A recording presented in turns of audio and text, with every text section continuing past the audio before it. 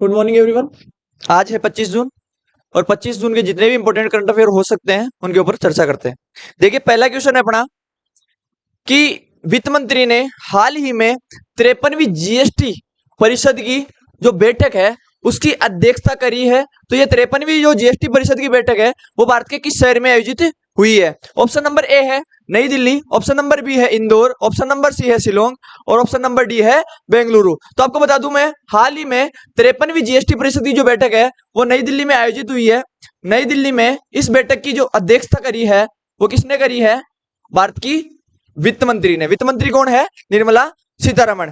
थोड़ी सी जानकारी अपन जीएसटी परिषद के बारे में पढ़ते हैं। देखिए, जीएसटी परिषद से क्वेश्चन आने की संभावना है वनडे एग्जाम्स में, तो ध्यान रखना। जीएसटी परिषद को बोलते हैं वस्तु और सेवा कर परिषद। जीएसटी परिषद केंद्र और राज्यों का एक संयुक्त मंच है। इसे राष्ट्रपति द्वारा संशोधित संविधान संशोधन के अनुच्छेद 279A के अनुसार स्थापित किया गया था। इस परिषद को अनुच्छेद 279A के अनुसार जीएसटी से संबंधित महत्वपूर्ण मुद्दों पर केंद्र और राज्यों के बीच सिफारिशें करने के लिए, जैसे कि वस्तु और सेवा कर पर जीएसटी, मॉडल जीएसटी कानून आदि के ऊपर चर्चा करने के लिए जीएसटी काउंसिल का क्या गठन किया गया था। कब किया गया था? 2016 में, जब भारत में जीएसटी लागू की गई उसके बाद में जीएसटी काउंसिल की स्थापना की गई। स्थापना कौन करता है? भारत का राष्ट्रपति। किस संविधान के अनुच्छेद, किस अनुच्छेद के द्वारा? 279A के द्वारा। देखिए, इसके बारे में और क्या डिटेल है। जीएसटी परिषद है उसमें कुल 33 सदस्य होते हैं। जीएसटी परिषद में केंद्र सरकार की ओर से 3 सदस्य होते हैं। पहला भारत का वित्त मंत्री, दूसरा वित्त सचिव और राज्य वित्त मंत्री। इसके साथ ही जितने भी जो राज्य हैं उन राज्यों के सदस्य भी इसमें भाग लेते हैं। तो जीएसटी काउंसिल की जो अध्यक्षता करता है वो कौन करता है? केंद्रीय वित्त मंत्री। ये क्वेश्चन बनने की संभावना बनती है कि जो जीएसटी परिषद है उसकी बैठक की अध्यक्षता कौन करता है? केंद्रीय वित्त मंत्री। ठीक है, अगले क्वेश्चन पे चलते हैं। आज का जो अगला क्वेश्चन है वो इस प्रकार है कि हाल ही में किस राज्य या केंद्र शासित प्रदेश में हेमिस महोत्सव 2024 का आयोजन किया गया है? भारत के किस राज्य में हेमिस महोत्सव का आयोजन हुआ है? ऑप्शन नंबर ए है लद्दाख, ऑप्शन नंबर बी है असम, ऑप्शन नंबर सी है शिलोंग और डी है मणिपुर। तो हाल ही में भारत के लद्दाख केंद्र शासित प्रदेश में हेमिस महोत्सव 2024 का आयोजन प्रारंभ हुआ है। देखिए, इसके बारे में थोड़ी सी एक्स्ट्रा डिटेल। हेमिस महोत्सव लद्दाख के सबसे महत्वपूर्ण बौद्ध उत्सवों में से एक है। इस त्योहार पर लोग मुखौटा पहनकर नाचते गाते हैं, इसीलिए हेमिस महोत्सव को मुखौटा महोत्सव भी कहा जाता है। हेमिस महोत्सव में लद्दाख के जो लोग हैं वो मुखौटा पहन के नृत्य करते हैं, इस कारण से इसको मुखौटा महोत्सव भी कह देते हैं। हेमिस त्योहार का मुख्य आकर्षण लामा होते हैं बौद्ध भिक्षु, उनके द्वारा किया जाने वाला अनोखा नृत्य मुखौटा नृत्य है। तो हेमिस महोत्सव की जो सबसे महत्वपूर्ण बात वो क्या है? मुखौटा नृत्य। अगले क्वेश्चन पे चलते हैं। आज का जो अगला क्वेश्चन है वो इस प्रकार है कि हाल ही में किस संगठन ने state of global air SOGA state of global air report 2024 जारी की है? इनमें से किस संगठन ने SOGA रिपोर्ट जारी की है? ऑप्शन नंबर ए स्वास्थ्य प्रभाव संस्थान, दूसरा है विश्व बैंक, तीसरा है विश्व स्वास्थ्य संगठन और चौथा है संयुक्त राष्ट्र पर्यावरण कार्यक्रम। तो हाल ही में SOGA जो रिपोर्ट है, state of global air report, ये HEI संगठन ने जारी की है। इसके बारे में ध्यान रखना, ये क्यों जारी की जाती है? ये वायु प्रदूषण के ऊपर जारी की जाती है। तो इसको जारी करने वाला संगठन है स्वास्थ्य प्रभाव संस्थान। अमेरिका स्थित शोध संस्थान हेल्थ इफेक्ट इंस्टीट्यूट HEI द्वारा प्रकाशित state of global air report 2024 के अनुसार वायु प्रदूषण से जुड़े कारकों के परिणाम स्वरूप भारत में हर दिन लगभग 5 वर्ष से कम आयु के 464 बच्चों की मृत्यु हो रही है। तो क्वेश्चन पूछ ले कि state of global air report किससे संबंधित है? वायु प्रदूषण से। इसमें क्या दिखाया गया है कि भारत में हर दिन 5 वर्ष से कम आयु के जो बच्चे हैं उनमें से 464 बच्चों की जो मृत्यु है वो वायु प्रदूषण के कारण हो रही है। अगले क्वेश्चन पे चलते हैं। आज का जो अगला क्वेश्चन है वो इस प्रकार है कि हाल ही में समाचारों में उल्लेखित गार्नेट क्या है? गार्नेट जो शब्द है वो किसके लिए प्रयुक्त हुआ है? ऑप्शन नंबर ए है गहरा लाल खनिज, ऑप्शन नंबर बी है मॉडल, ऑप्शन नंबर सी है आक्रामक खरपतवार और ऑप्शन नंबर डी है एक प्रकार का विटामिन। तो इसका जो राइट आंसर है वो है एक प्रकार का गहरा लाल खनिज। जो गार्नेट है वो जो लाल रक्तमणि होती है मणि होती है, मणि को ही गार्नेट कहा जाता है। तो ध्यान रखना, गार्नेट की रत्न किस्म राजस्थान के अजमेर, भीलवाड़ा, झुंझुनू, सीकर, टोंक जिलों में व आंध्र प्रदेश के नेल्लोर में, उसके साथ में तमिलनाडु व तेलंगाना। क्वेश्चन आ सकता है कि भारत में जो गार्नेट है भारत में किन किन राज्यों में पाया जाता है। तो ध्यान रखना, सबसे ज्यादा पाया जाता है राजस्थान में, राजस्थान के बाद में तेलंगाना, तेलंगाना के साथ ही आंध्र प्रदेश और तमिलनाडु में, आंध्र प्रदेश और तमिलनाडु राज्यों में यह पाया जाता है। तो गार्नेट क्या है? एक प्रकार की रत्न की किस्म है, एक प्रकार का लाल खनिज है। अगले क्वेश्चन पे चलते हैं। अपना अगला क्वेश्चन है वो इस प्रकार है कि हाल ही में किन किन देशों के बीच में ई मेडिकल वीजा सुविधा शुरू की गई है। हाल ही में भारत के दो देश, भारत और उसका एक पड़ोसी देश है, जिनके बीच में ई मेडिकल वीजा शुरू किया गया है। आपको बता दूं मैं, भारत का जो पड़ोसी देश है बांग्लादेश, वहां की जो प्रधानमंत्री है शेख हसीना, वो भारत के 2 दिन के दौरे पे थी। तो भारत के प्रधानमंत्री और शेख हसीना के मध्य एक समझौता हुआ। समझौते के कारण भारत और बांग्लादेश के बीच में ई मेडिकल वीजा सुविधा प्रारंभ की गई है। तो क्वेश्चन आ जाए, ई मेडिकल वीजा किन किन के मध्य शुरू हुई है? भारत और बांग्लादेश। देखिए, बांग्लादेश की प्रधानमंत्री शेख हसीना के साथ द्विपक्षीय वार्ता के बाद प्रधानमंत्री नरेंद्र मोदी ने शनिवार को बड़ा ऐलान किया, जल्द ही बांग्लादेश से भारत इलाज करवाने आने वाले लोगों के लिए ई मेडिकल वीजा सुविधा शुरू की जाएगी।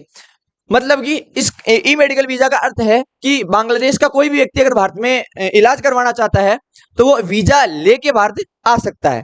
अगले क्वेश्चन पे चलते हैं। अपना जो अगला क्वेश्चन है वो इस प्रकार है कि इसरो ने लगातार तीसरी बार कौन से रीयूजेबल लॉन्चिंग व्हीकल RLV की लैंडिंग एक्सपेरिमेंट में सफलता हासिल की है। इसरो ने यह तीसरी बार एक्सपेरिमेंट किया है जिसमें RLV रीयूजेबल लॉन्चिंग व्हीकल का सफल परीक्षण किया है। तो उस यान का क्या नाम है जिसके द्वारा यह परीक्षण किया गया है? ऑप्शन नंबर ए है पुष्पक, ऑप्शन नंबर बी है विशाल, ऑप्शन नंबर सी है त्रिशूल और ऑप्शन नंबर डी है नन ऑफ दिस, इनमें से कोई नहीं। तो उस जो यान है उसका सही आंसर है पुष्पक। क्या नाम है? पुष्पक। पुष्पक जो यान है, पुष्पक यान के द्वारा हाल ही में इसरो ने रीयूजेबल लॉन्चिंग व्हीकल का सफल परीक्षण किया है। पुष्पक एक ऐसा विमान है जो क्या करेगा, भविष्य में भारत की जो अंतरिक्ष यान है या भारत के जो अंतरिक्ष उपग्रह हैं उनको अंतरिक्ष में ले जाएगा, स्थापित करेगा, स्थापित करने के साथ ही वापस पृथ्वी पे आएगा और इसका पुनः कोई भी उपग्रह लॉन्च करेंगे तो उसमें प्रयोग किया जा सकता है। इसके अनेक फायदे हैं। इसके द्वारा अंतरिक्ष में कचरा जो स्थापित हो जाता है उसमें कमी आएगी, साथ ही साथ भारत में जो उपग्रह लॉन्च करने में जो खर्च होता है उस खर्च में भी कमी आएगी। अब थोड़ी सी डिटेल अपन इसरो के बारे में पढ़ लेते हैं, इसरो क्या है उसके बारे में। तो इसका सही आंसर क्या हो जाएगा? पुष्पक। इसरो के बारे में थोड़ी सी डिटेल है कि जो इसरो है, इसरो की स्थापना 15 अगस्त 1969 में की गई थी। 1969 के बाद में ही भारत में अंतरिक्ष जो विभाग है उसकी स्थापना की गई और उसके बाद में भारत में निरंतर रूप से उपग्रह प्रक्षेपण के लिए कार्य किया जाने लगा। इसके साथ में इसरो भारत का राष्ट्रीय अंतरिक्ष संस्थान है जिसका मुख्यालय कहाँ पे है? कर्नाटक राज्य की राजधानी बेंगलोर में। कहाँ पे है? बेंगलोर में। इसके बाद में भारत का पहला उपग्रह आर्यभट्ट, भारत ने अपना जो पहला उपग्रह लॉन्च किया था उसका नाम है आर्यभट्ट, लेकिन ये स्वदेशी रूप से भारत का नहीं था। इसको लॉन्च करने के लिए जो रूस है, रूस की रॉकेट की सहायता ली गई थी। तो भारत का जो पहला उपग्रह था वो कौन सा था? आर्यभट्ट, जिसे 19 अप्रैल 1975 को सोवियत संघ के रॉकेट की सहायता से अंतरिक्ष में छोड़ा गया था। इसी के साथ डॉक्टर विक्रम साराभाई को भारत में अंतरिक्ष कार्यक्रमों का जनक माना जाता है। डॉक्टर विक्रम साराभाई है, उन्हें ही भारतीय अंतरिक्ष कार्यक्रमों का जनक माना जाता है। इन्होंने सर्वप्रथम भारत में अंतरिक्ष कार्यक्रमों की शुरुआत करी थी। तो 25 जून के जितने भी इंपॉर्टेंट करंट अफेयर थे, जितने क्वेश्चन बन सकते हैं आपके एग्जाम के लिए, वो इस प्रकार थे। इसके बाद में अपन जो 25 जून की जितनी भी हेडलाइंस है उनके बारे में चर्चा करते हैं। वो इस प्रकार है। पहला है, भारतीय मानक ब्यूरो ने विद्युत वाहनों की सुरक्षा बढ़ाने के लिए 2 नए मानक IS 18590 और IS 18606 लागू किए हैं। क्वेश्चन बन सकता है कि हाल ही में भारतीय मानक ब्यूरो ने जो इलेक्ट्रॉनिक व्हीकल्स है उनकी सुरक्षा बढ़ाने के लिए IS 18590 और IS 18606 लागू किए हैं। ये क्या है? ये विद्युत वाहनों के लिए 2 सुरक्षा मानक हैं। इसी के बाद में भारतीय वायुसेना की युद्ध अभ्यास तरंग शक्ति। क्वेश्चन आ सकता है कि युद्ध अभ्यास तरंग शक्ति किसके द्वारा किया जाता है? भारतीय वायुसेना द्वारा। आगामी जो अगस्त महीना है उसमें जोधपुर में ये आयोजित किया जाएगा। भारतीय वायुसेना है उसने इस युद्ध अभ्यास का प्रोग्राम बना लिया है और अगस्त महीने में ये जोधपुर में आयोजित किया जाएगा। इसरो ने लगातार तीसरी बार reusable launching vehicle RLV Pushpak की लैंडिंग एक्सपेरिमेंट में सफलता हासिल कर ली है। जैसा कि अपन ने पढ़ा था कि जो पुष्पक है वो एक रीयूजेबल लॉन्चिंग व्हीकल है। इसकी तीसरी बार इसका परीक्षण किया गया था, वो सफल रहा है।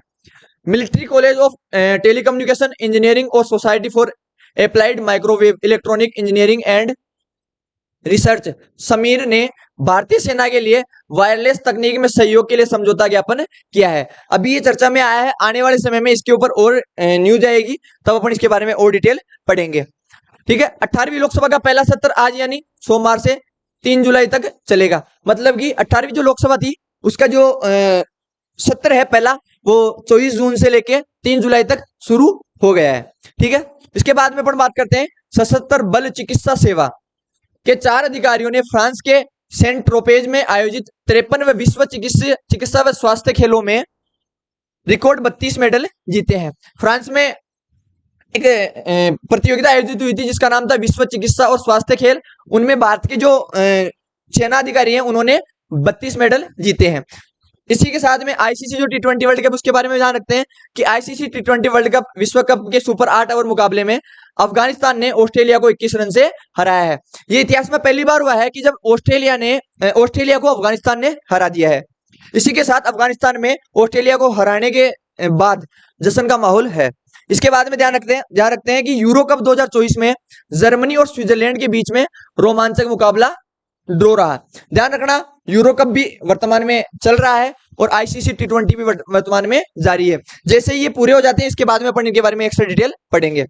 भारत और बांग्लादेश के बीच में ई मेडिकल वीजा सुविधा शुरू हो गई है। जैसे कि आपको पता है भारत के प्रधानमंत्री और बांग्लादेश के प्रधानमंत्री के बीच में समझौता हुआ, समझौते के बाद में ई मेडिकल वीजा सुविधा शुरू हुई है। टीडीपी के वरिष्ठ विधायक अय्यन पत्रुडू को आंध्र प्रदेश विधानसभा के तीसरे अध्यक्ष के रूप में चुना गया है। हाल ही में आंध्र प्रदेश विधानसभा के चुनाव हुए, उसके बाद में जो आंध्र प्रदेश में नए जो विधानसभा अध्यक्ष बने हैं वो कौन बने हैं? टीडीपी के विधायक अय्यन्ना पत्रुडू। ये प्रमुख घटनाएं थी 24 जून की और उनके बारे में जितनी भी हेडलाइन थी वो। ठीक है, यहां से आपके क्वेश्चन बढ़ सकते हैं। आपके आने वाले एग्जाम्स में ये सारी की सारी बातें इंपॉर्टेंट हो सकती है। धन्यवाद।